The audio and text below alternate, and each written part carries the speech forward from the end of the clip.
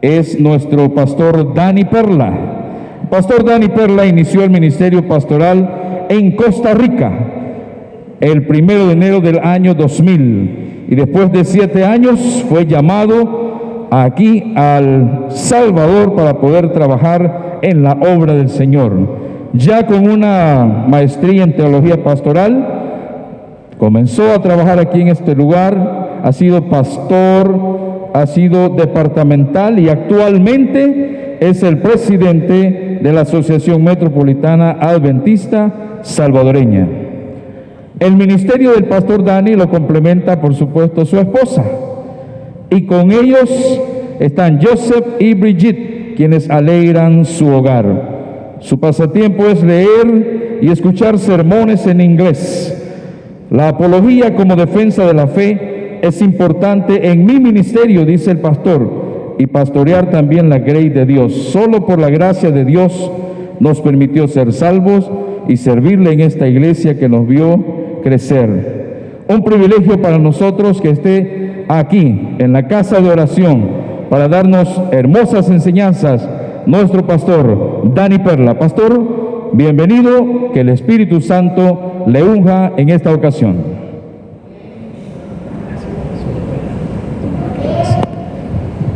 Muchas gracias al profesor Eber Rodríguez. Buenas noches, apreciados hermanos, que Dios les bendiga. Qué bueno poder estar con ustedes en esta noche de miércoles para estudiar la palabra de nuestro Dios. Realmente no es una coincidencia que nos encontremos en este lugar. Creo que Dios tiene un mensaje para cada uno de nosotros y también queremos agradecer a aquellos que están escuchando estos mensajes cada noche a través de nuestra radio adventista 96.5 y los que están en la transmisión, a quienes siempre pedimos que compartan los mensajes porque alguien puede ser beneficiado. Creo que no tenemos más tiempo, sino que vamos a entrar directamente a la palabra de Dios. Hermanos, me siento realmente pequeño ante el tema que esta noche nos concierne. Siento que es como tomar una gota del océano. ¿Qué es eso para el océano? No es nada. Y realmente el tema de hoy es un tema muy importante, la encarnación de Jesús. La encarnación de Jesús. ¿A qué se refiere las Escrituras cuando hablan de la encarnación de Jesús? Creo que no podemos continuar adelante con un mensaje como estos sin antes pedirle al Señor nuevamente que pueda iluminar nuestras mentes. Vamos a orar. Padre, te alabamos en esta noche, Señor, porque grandes verdades han sido reveladas al ser humano. No las comprendemos totalmente, Señor. Apenas estamos tocando el borde del manto de este tema de la encarnación de Jesús, de este misterio que ha sido revelado.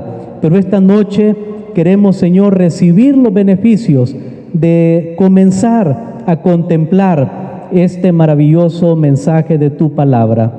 Bendice a cada persona en este lugar y que esta noche cada persona aquí y a donde llegue este mensaje pueda saber que Cristo es suficiente, Él es el Salvador de su vida, que no necesita perecer porque hay salvación a través de su nombre. Bendícenos, Señor. Te pido que puedas expulsar todo espíritu que es en contra del Espíritu de Cristo Jesús. Lo pedimos en el nombre de ese nombre maravilloso, en el nombre de Cristo Jesús. Amén. Amén. Muy bien. El tema de la encarnación de Jesús, queridos hermanos y amigos, es un desafío para la ciencia, es un desafío para la mente humana. Comencemos de ahí, partamos de ahí. No es un tema que lo entendemos, es un tema que apenas estamos comprendiendo, es un desafío definitivamente cuando uno se pone a pensar acerca de ese gran misterio. ¿En qué consiste la encarnación de Jesús? De paso, la palabra encarnación directamente no está en la Biblia, pero resume muy bien el concepto de lo que vamos a estudiar esta noche. Es como la palabra milenio. La palabra milenio como tal no aparece en la Biblia, pero sí aparece el concepto de los 1000 años. Lo mismo sucede con la palabra Trinidad. No está en la Biblia en sí esa palabra, pero la enseñanza de la deidad de Dios en 3 personas es claramente establecida en la palabra de nuestro Dios. Así que partamos de allí. Yo apenas estoy entendiendo este mensaje y quiero compartir una porción de algunas cosas que hemos estudiado con respecto a este tema muy importante. Una vez le preguntaron a el pastor Billy Graham, un gran evangelista de hace muchas décadas atrás, en ese tiempo que le hicieron la pregunta, el hombre recién había llegado a la luna. Los Estados Unidos habían puesto a un ser humano allí que caminara en la luna. Y eso era un gran acontecimiento, pasar de nuestra tierra a caminar en la luna. Sin embargo, cuando alguien le insinuó a este evangelista Billy Graham que ese era un gran acontecimiento en la historia de la humanidad, Billy Graham dijo que el hombre camine en la luna, que haya puesto su pie en la luna, no es el acontecimiento más grande en la historia de la humanidad. El acontecimiento más grande en la historia de la humanidad es que Dios haya puesto su pie en la tierra, en Jesús de Nazaret. Ahora, eso es lo más maravilloso, eso es lo más extraordinario que ha sucedido, que Dios, quien es el creador de todas las cosas, que Dios, quien es infinito, haya venido a esta tierra en forma humana. Eso es la encarnación de nuestro Señor Jesucristo. La encarnación de Cristo, de paso, hermanos, es el corazón del plan de salvación. Si nosotros no logramos entender lo básico de este tema, difícilmente vamos a poder ser salvos. Así que es un tema muy importante, aunque no lo podemos comprender a su plenitud, porque de paso yo no quiero llenarlos de muchas declaraciones o muchas citas en esta noche, pero este va a ser el tema que vamos a estudiar toda la eternidad. Si usted quiere aquí comenzar a quemar neuronas en un tema que realmente valga la pena, métase en este tema de la encarnación de Cristo y va a ver que va a haber un momento que usted va a topar. Su mente ya no va a dar más y usted va a tener que aceptar por fe, porque entre más usted se sumerge y estudia, esto llega a ser todavía más profundo. Así que, como les mencioné y lo he repetido una y otra vez, apenas estamos tocando este tema. Es el corazón del plan de salvación. ¿Qué es el plan de salvación? El plan de salvación es que Dios quiso rescatar al ser humano que creó perfecto, pero que cayó en pecado. Ahora, para Dios rescatar al ser humano, el vehículo que utilizó es la encarnación. O sea, Dios se hizo hombre a través de un proceso que es para nosotros un total misterio. Y de paso quiero decirles que cuando en la Biblia menciona la palabra misterio, no significa algo místico, sino que significa que es algo que solo Dios puede revelar. La encarnación de Cristo, que Cristo era Dios y luego se hizo hombre, es un misterio para los hombres, es un misterio para los ángeles, fue un misterio aún para Satanás mismo. Yo recuerdo estudiando algunas declaraciones de Elena de White, me sorprendí cuando ella dijo que cuando Jesús nació en este mundo, cuando Jesús nació en Belén, el diablo mismo se sorprendió. El diablo dijo: wow, ¿cómo puede ser eso? Que Dios se haya hecho hombre. El diablo no sabía que esa era la manera como Dios iba a derrotar su reino de las tinieblas. El diablo sabía que Dios iba a enviar un descendiente, pero no tenía idea cómo. Por eso él trató vez tras vez de destruir al pueblo de Dios. Por eso es que él, aún a los grandes hombres de la Biblia, intentó seducirlos a través de la tentación, porque pensaba que de alguna manera a través de ellos se lograría la liberación. Pero cuando el diablo mismo vio allá en Belén que Jesús nació y que era Dios, pero que entró en el cuerpo de una mujer y nació en este mundo, se hizo hombre, el diablo se quedó sorprendido.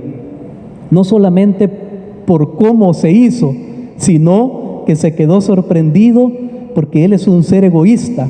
Él jamás hubiera hecho eso. El diablo jamás va a dar una cora por usted, ni por mí, ni siquiera un centavo. El diablo es egoísta. Y el diablo se quedó sorprendido cuando vio el gran amor de Dios para salvar al ser humano. Yo creo que tenemos que alabar a Dios en esta noche, mis hermanos. Es maravilloso lo que Dios hizo para salvarnos. Hay una declaración de Elena White. De paso, esto está saliendo también en la transmisión. Si ustedes quieren, esto lo hago yo también alguna vez. Si veo alguna transmisión por Facebook o YouTube de algún tema que me llama la atención y hay texto, voy y hago una captura de pantalla y usted puede guardar, así que posteriormente puede ver la transmisión de este mensaje a través de Radio Adventista. La encarnación, dice la revista Señales de los Tiempos, este es un pensamiento de Elena White: cuanto más pensemos acerca de Cristo convirtiéndose en un bebé sobre la tierra, tanto más admirable parece este tema. Parece que nosotros lo damos por sentado. Bueno, sí, Dios vino a este mundo, nos salvó y murió. Ya estuvo. Así de plano, así de sencillo. Eso es todo. Un momento, hermanos. ¿Cómo podía ser que el niño indefenso del pesebre de Belén siguiera siendo el divino Hijo de Dios? Ahora, sucedió algo cuando Jesús nació en este mundo. Y es lo que vamos a ver en los textos posteriores, que Jesús era Dios. ¿Cómo explicamos nosotros que en una persona estén dos naturalezas, Dios y hombre? Porque no eran dos personas, era una persona. Jesús era una persona, pero que en su persona habían dos naturalezas. Él era hombre, él era un ser humano, pero también era Dios. Jesús no era cualquier persona que caminó ahí en Belén. Jesús no era como cualquier ser humano que caminó ahí en Palestina, en Nazaret. Era Dios. Ahora, vamos a entrar un poquito más en esos detalles, aunque no podamos entenderlo. ¿Cómo dice ella? No podamos entenderlo. Yo se los he repetido una y otra vez antes de llegar a este punto, porque no podemos entenderlo.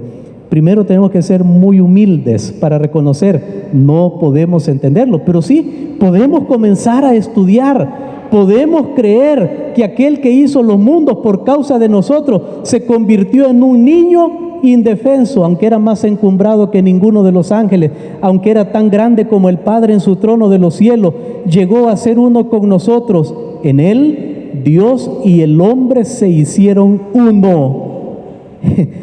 ¿Cómo en esa persona de Jesús cabían las dos naturalezas?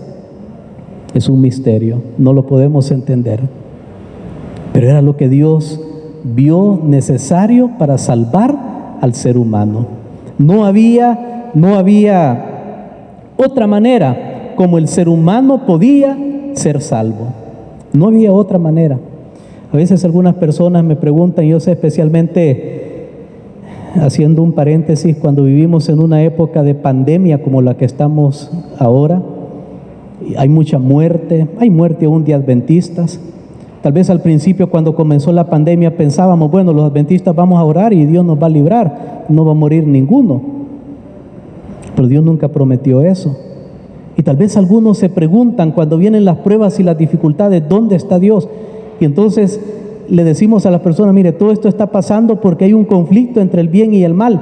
Y entonces, bueno, ahí vienen las preguntas. Si Dios sabía que el ser humano iba a pecar, ¿por qué lo creó? ¿Por qué, si Dios sabía las cosas, por qué y por qué? Y comenzamos a preguntar.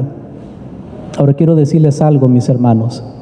No había otro método, otro medio para salvar al ser humano. Yo he aprendido ahora una pregunta que me la hice para mí mismo y que se la hago para usted también en esta noche.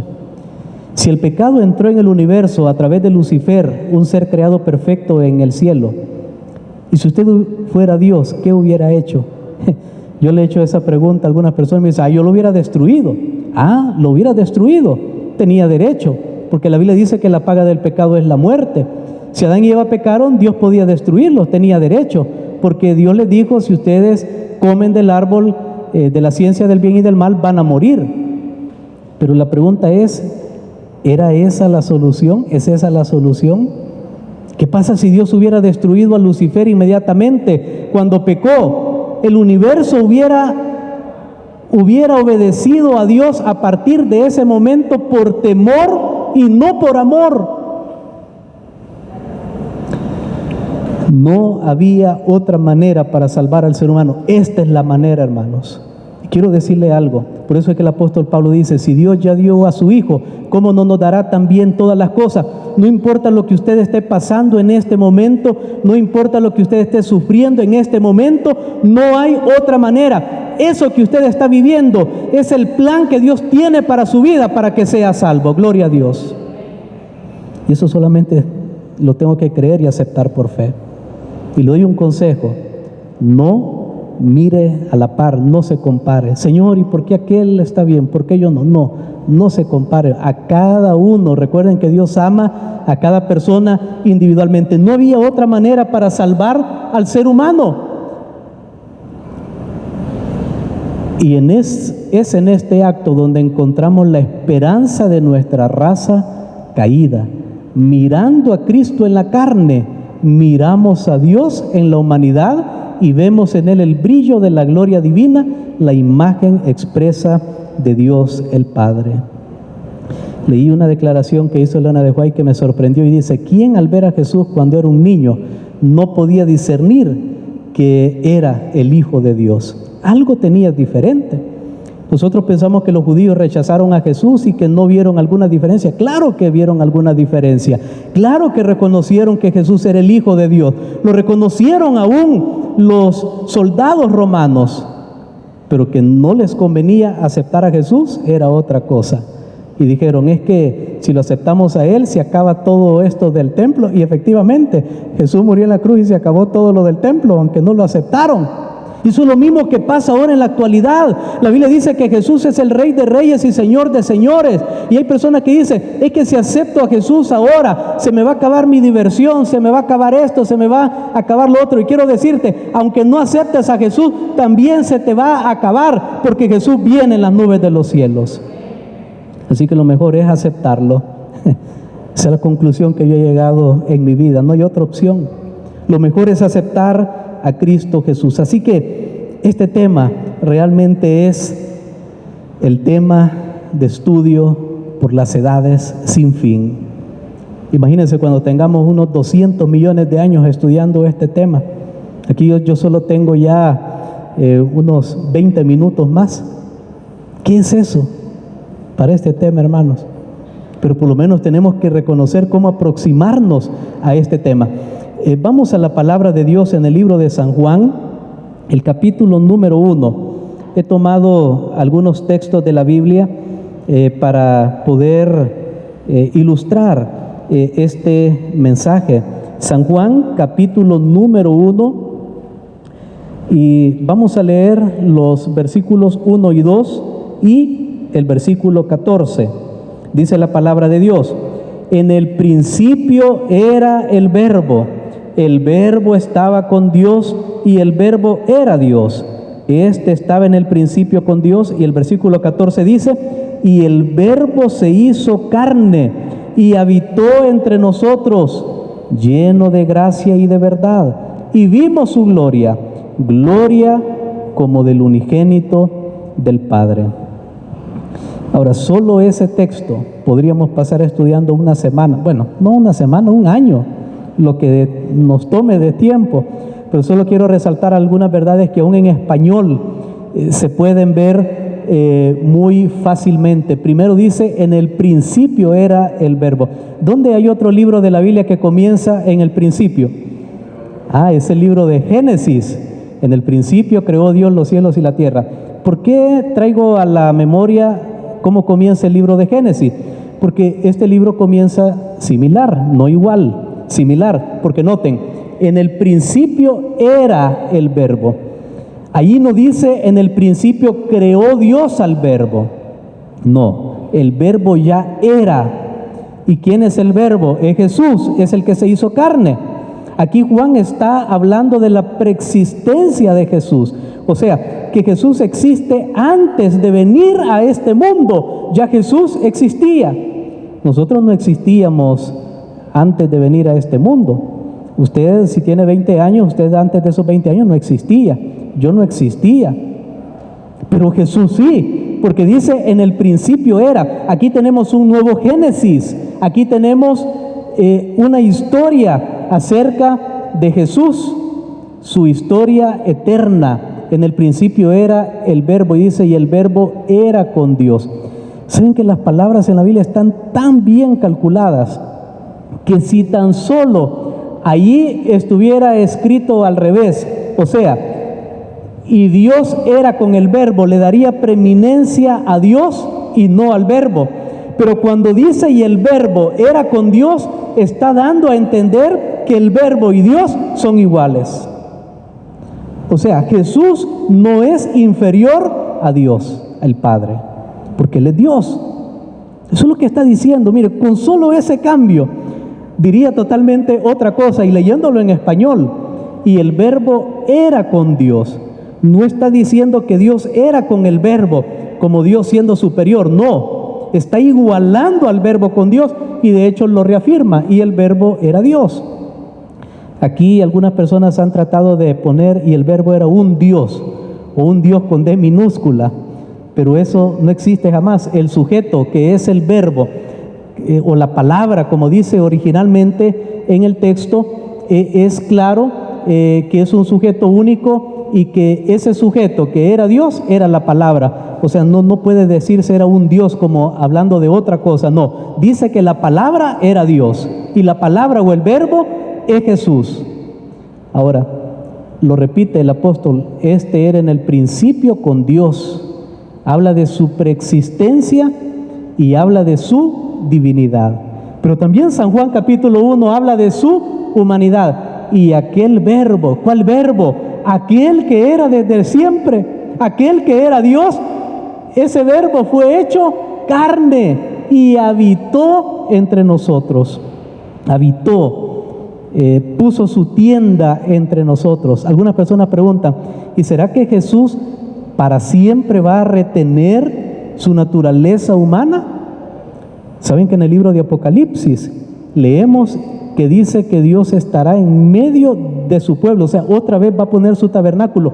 Efectivamente, al tomar Jesús la naturaleza humana, siendo Dios y haciéndose hombre, Jesús conservará por toda la eternidad, que no tiene fin, esta naturaleza humana. Alabado sea Dios, hermanos.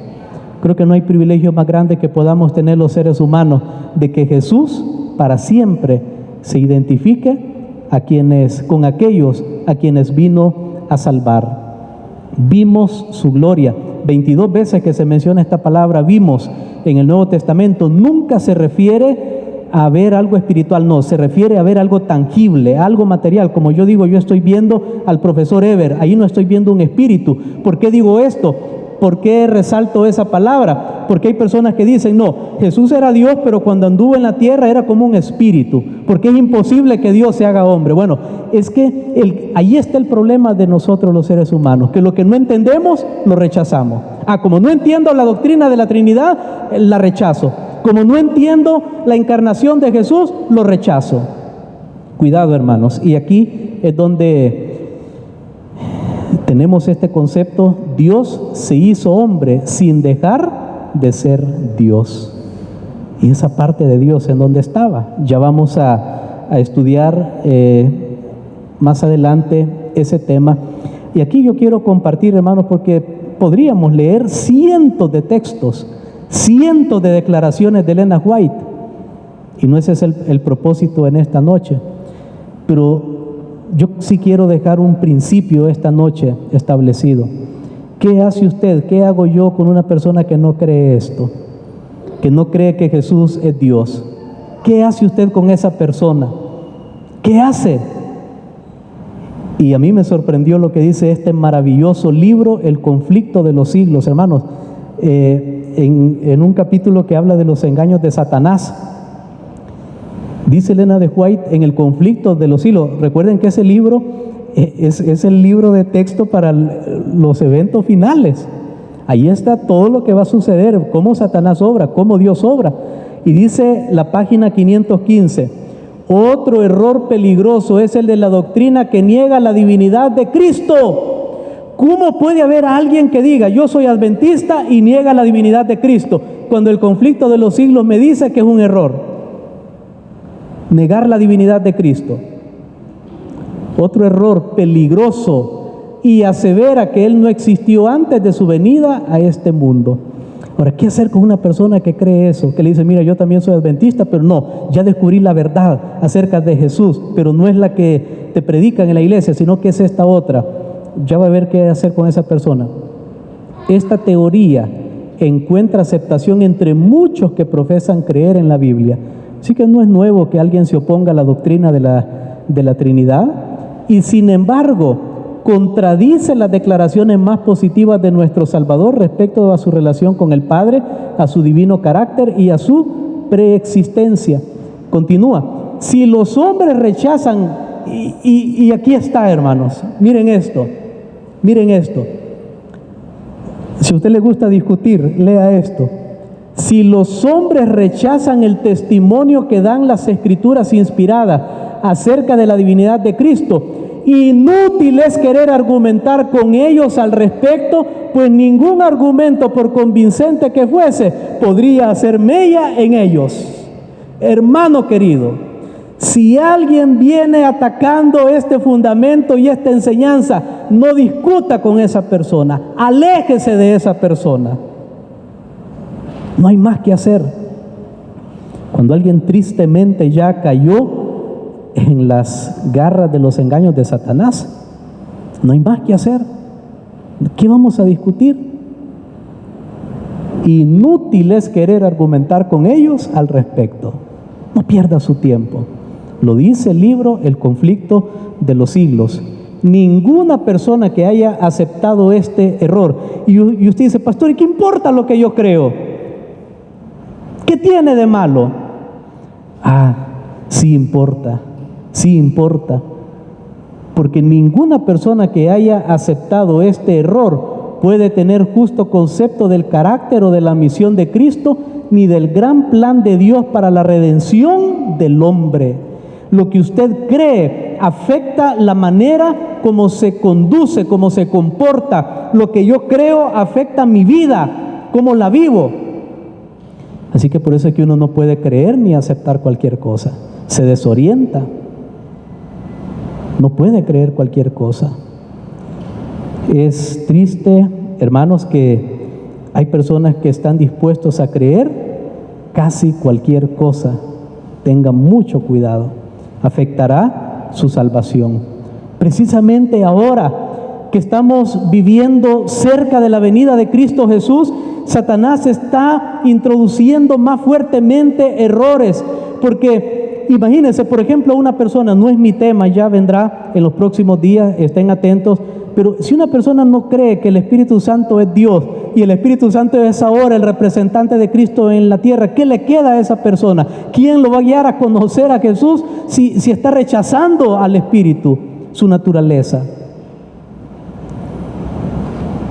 Y saben que personas así pueden ser muy fervientes en lo que hacen. Yo desde que estaba pequeño conozco personas que van en parejas tocando las puertas de las casas, pero diciéndole a las personas que Jesús no es Dios. Y pueden ser muy celosos, incluso más que nosotros, pero eso no lo convierte en verdad.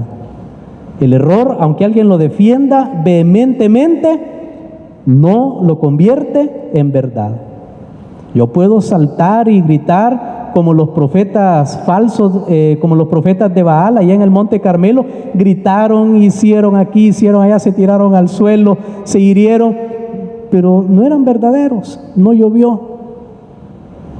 Así que, hermanos, yo les doy esa recomendación: no escuche, no acepte, aléjese. Por eso la Biblia dice: si alguien predica otro evangelio que no es este, aunque fuera un ángel que bajara del cielo, tenga cuidado, tenga cuidado. Ahora, Filipenses capítulo 2 es un texto clásico acerca de la encarnación de Cristo. Que recuerden que la encarnación no es otra cosa que Dios haciéndose hombre a través de un proceso que es un misterio, porque María concibió por el Espíritu Santo, y ese es un misterio. ¿Cómo? La única mujer que experimentó eso y que experimentará eso, porque no hay más. Filipenses capítulo 2, versículos 5 al 11, me gustaría que lo buscaran también en sus Biblias. Dice la palabra de Dios: haya pues en vosotros este sentir que hubo también en Cristo Jesús. ¿Saben qué me gusta de este tema de la encarnación? Que cuando lo estudiamos se nos invita a imitar la encarnación de Cristo. Claro, no es que yo voy a ser, que yo soy Dios y no, pero imitar el principio que es humillarse, el principio que es solidarizarse, porque eso es lo que Jesús hizo. Sentir como sentimos nosotros. Él pudo haber salvado al ser humano a control remoto, pero no, Él dijo: voy a ir allá y voy a sentir lo que el ser humano siente, voy a caminar ahí en la tierra. Ese es el sentir. Ahora, si nosotros queremos salvar al mundo, hermanos, tenemos que imitar la encarnación de Cristo. Tenemos que ir donde las personas están, no que las personas vengan donde nosotros. Tenemos que encarnarnos en sus necesidades, el cual, o sea, Jesús, siendo en forma de Dios, esa palabra indica que Jesús tenía toda la sustancia de Dios, no solamente la apariencia de Dios, no, sino la sustancia de Dios. No estimó el ser igual a Dios como cosa a qué aferrarse, sino que se despojó a sí mismo, tomando forma de siervo, hecho semejante a los hombres, y estando en la condición de hombre se humilló a sí mismo, haciéndose obediente hasta la muerte y muerte de cruz, por lo cual Dios también le exaltó hasta lo sumo y le dio un nombre que es sobre todo nombre, para que en el nombre de Jesús se doble toda rodilla de los que están en los cielos y en la tierra y debajo de la tierra. Alabado sea Dios. Ahora, aquí hay algo, hermanos. Esta palabrita que dice se despojó. Esto en teología, si ustedes leen estos libros, van a encontrar este término que se llama la kenosis, que es la palabra que es de donde viene esta palabra despojarse. O sea, ¿será que Jesús hizo su divinidad a un lado? Recuerden que no. Yo antes pensaba eso, que su divinidad estaba por otro lado. No, recuerden, en Jesús se combinan las dos naturalezas. Allí estaba la naturaleza de Dios y del hombre. Lo que se ha dicho, Él era 100% Dios y 100% hombre. Pero ¿qué pasó con su naturaleza de Dios? ¿Por qué no se miraba? Solo en la transfiguración se dejó ver que Jesús se llevó a 3 de sus discípulos más allegados y allí pudieron ver, dice Pedro en su carta, pudieron ver esa manifestación de Dios, de Jesús como Dios. Fue una de las pocas ocasiones, pero Él se despojó. ¿Qué significa despojarse? Lo que significa es que Jesús, aunque tenía la forma de Dios, Él no actuó con sus atributos divinos, sino con lo que tomó su naturaleza humana. Hermanos, ¿quién quiere tener menos y no más? Yo creo que nadie. Yo recuerdo, hay una novela, creo que se llama, escrita, que se llama La Metamorfosis. Recuerdo, aquí estaba en este colegio cuando la estudiamos y recuerdo cómo comenzaba, porque me impactó. Claro, todos estos temas están en las Escrituras y esta novela comenzaba cuando Gregorio Samsa se despertó de su sueño, se vio convertido en un insecto gigante. ¿Cuántos se recuerdan de eso? Ahí está, ¿verdad? Ok, buenos estudiantes también. Ahora, la novela lo que dice es que alguien pues se fue a la cama a dormir. Cuando se despertó se vio que ya no era él, sino que era un insecto. Ahora, escuchen esto, hermano. Si yo en este momento me convirtiera en una hormiga, o sea, en un pequeño insecto de los pequeños que podemos ver, porque hay más pequeños que no podemos ver, si yo me convirtiera en una hormiga, el pasar de lo que yo soy ahora a una hormiga todavía se queda corto de Dios hasta llegar a ser hombre. Todavía esa comparación no cubre. Imagínense ustedes, hermano, no cubre. Porque cuando nosotros entendemos quién es Dios y llegar a hacerse hombre, es más, si Dios se hubiera hecho como Adán antes del pecado, habría sido humillación. Sin embargo, Dios decidió hacerse hombre después del pecado y no inmediatamente cuando Adán y Eva pecaron, porque el pecado fue degradándolos lentamente. Recuerdan ustedes que llegaron a vivir casi 1000 años los primeros habitantes de la tierra después del pecado. Jesús vino a los ¿cuántos años? ¿Quién recuerda? A los 4000 años, gracias maestra. Jesús vino a los 4000 años de pecado. ¿Cómo estaba la naturaleza humana ya en ese momento, hermanos? Estaba debilitada. Ahora, por cuestión de no tener el tiempo suficiente, no voy a entrar en eso de la naturaleza de Cristo, porque ese es otro tema, hermanos. Pero quedarán algunos temas para ser estudiados pues en otro momento, hermano Nelson, porque si no se explica bien, pues no sería bueno dar solamente una explicación superficial. Ahora, Jesús, sin embargo, tomó la naturaleza humana, por supuesto, sin pecado. Eso sí tiene que quedar claro, hermanos, que aunque Jesús, siendo Dios, se hizo hombre, porque tenía el mismo cuerpo que las personas después de 4000 años, sin embargo, Él era santo.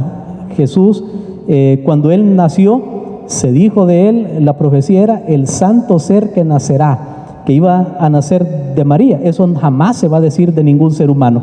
Ok, esto realmente es un misterio. ¿Saben que algunos, por exaltar la humanidad de Jesús, terminan anulando su divinidad? Y hay algunos que entonces esto se les mezcla, la humanidad o la divinidad, ¿cuál es más? ¿Cuál es? No, me gustó mucho un pensamiento que leí hace muchos años. Jesús tenía que ser Dios para salvarnos, pero también tenía que ser hombre para entendernos. Amén. Por eso es que se combinaban las dos naturalezas en una persona. ¿Cómo una persona maneja dos naturalezas? No sé, hermano. Puedo poner ilustraciones y ejemplos, así como una persona hable 3 idiomas. Una sola persona puede, pero todas esas comparaciones se quedan cortas con lo que realmente sucedió. Mateo 1:23 lo dice claramente, que Jesús era Dios con nosotros. Y Colosenses 2:9 es un texto que me gusta mucho, dice: en Él habita la plenitud de la divinidad. Así que Jesús es Dios y hombre. Me gusta cómo lo pone Dupertuis, el doctor Atilio Dupertuis, en su libro El Carpintero Divino.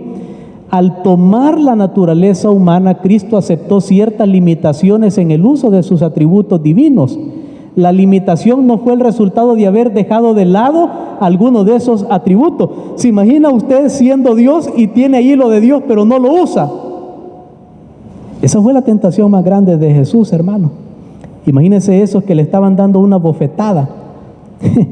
Y Jesús dice, si con una mirada podía destruirlos a esas personas.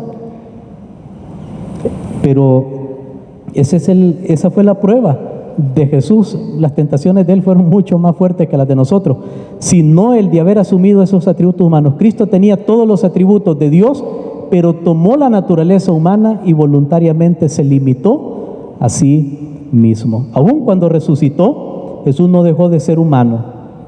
La Biblia dice que comió con los discípulos después de haber resucitado. Los discípulos lo pudieron ver ir al cielo porque era humano, no era un espíritu, era un ser humano.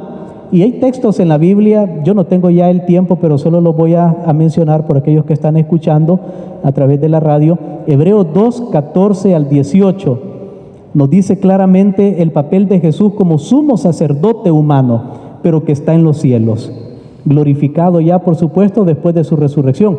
Primera de Timoteo 2:5, un texto clásico: porque hay un solo Dios y un solo mediador entre Dios y los hombres. ¿Quién es? Jesucristo, hombre. Jesús continúa reteniendo su naturaleza humana. Eso era el trato de la encarnación, que para siempre iba a quedar ahí en carne humana. Esto lo dejo, hermanos, solamente ahí para estudio posterior, textos básicos en cristología, por ejemplo, de la humanidad de Jesús. Solo voy a leer algunos, 2 o 3. San Juan 7:46, jamás hombre alguno habló. Jesús mismo dijo, yo soy un hombre que os he hablado la verdad. ¿Se acuerdan cuando se dijo de Jesús, he aquí el hombre? Lo dijo Pilato. Hechos 2:22, Jesús Nazareno, varón aprobado. Bueno, y en la Biblia encontramos 1 Corintios 15:21, Mateo 26:26, cuando Jesús dice, esto es mi cuerpo. O sea, es un ser humano. Y hay varios textos en la Biblia. Yo aquí tengo varios textos, algunos otros que hablan, por ejemplo, que Jesús sintió hambre, Mateo 4:2, tuvo sed, Juan 19:28. O sea que él no fue una apariencia de hombre, él fue hombre, fue un ser humano. Durmió, se cansó, son cosas que solo pasan a los seres humanos, etcétera. Hay muchos textos, no tengo el tiempo. Textos de la divinidad de Jesús, hemos leído el de Filipenses, hemos leído el de San Juan. Romanos 9:1-5 dice, Él es Dios sobre todas las cosas. San Juan 20:26-28, Tomás dijo, Señor mío y Dios mío. También Jesús creó todas las cosas, Colosenses 1:16. De paso, en San Juan capítulo 1 y el versículo 3 dice, todas las cosas fueron creadas por Él. Quiere decir que si todo, porque la palabra todo, ¿qué significa? Todo. Si Él creó todo, entonces Él se sale de ese todo, quiere decir que Él no lo creó nada. Ahí se los dejo para que lo analicen. Ok. Le adoraron, a Jesús le adoraron, cosa que no se acepta en la Biblia, solo se adora a Dios, perdona pecados, etcétera. ¿Cuál es el propósito de la encarnación de Cristo? Y ahí lo amparo con textos bíblicos, no tenemos el tiempo, pero ustedes ya entenderán por qué. Es un tema muy profundo. 1, Jesús vino para revelar a Dios al mundo. Para eso vino, hermanos, para que conozcamos quién es Dios. Vino para acercar a Dios al hombre. Vino a identificarse con el hombre por nombre. 77 veces en los evangelios a Jesús se lo llama el Hijo del Hombre. Vino para cargar con los pecados de la humanidad. Gloria a Dios, hermanos, porque la muerte de Jesús en la cruz es vicaria, significa sustitutiva, o sea que yo tenía que estar allí, pero gracias a Dios que no estuve allí porque Jesús lo hizo por mí. Vino a morir en nuestro lugar, vino para destruir al diablo y sus obras. Gloria a Dios. Un tema que queda pendiente, Jesús como el segundo Adán, porque Jesús no vino como el segundo Dani o Carlos o María o Juan, vino como el segundo Adán, y eso tiene implicaciones que no vamos a entrar en esta noche. Jesús es quien dijo ser. Él era Dios hecho hombre. No es cualquier persona, no es cualquier ser humano. Y como dice un canto muy acertadamente, no es como yo, es diferente para poder salvarnos. ¿Cuántos en esta noche agradecemos la condescendencia de Dios en salvarnos a través de Cristo Jesús, hermano? Gloria a Dios. Es el tema que vamos a estar estudiando, estúdielo. Hay muchísimo material. No discuta con los que no creen, hermano. Ore por ellos. Aparte, se tenga cuidado que lo contaminen. Y termino con un texto que no sabemos quién lo escribió, es anónimo, que se llama Una vida solitaria. Y es acerca de Jesús. Nació en una pequeña villa, hijo de una campesina. Creció en otro poblado donde trabajó como carpintero hasta que cumplió 30 años. Los siguientes 3 años se dedicó a predicar incansablemente. Nunca tuvo familia, ni tuvo casa propia. Nunca visitó una gran ciudad. Nunca viajó más de 200 millas, un poco más de 300 kilómetros de su lugar de nacimiento. Nunca escribió un libro. Nunca dirigió una oficina. No realizó ninguna de las cosas que normalmente asociamos con grandeza. Cuando era un joven, la opinión pública se volvió en su contra. Fue entregado a sus enemigos, fue llevado a juicio, fue crucificado en una cruz entre 2 ladrones. Mientras moría, Sus ejecutores apostaban por sus ropas, la única posesión que tenía en la tierra. Cuando murió, fue sepultado en una tumba prestada. 20 siglos han pasado y hoy Él es la figura central de la raza humana. Gloria a Dios, hermanos. Y líder del progreso de la humanidad.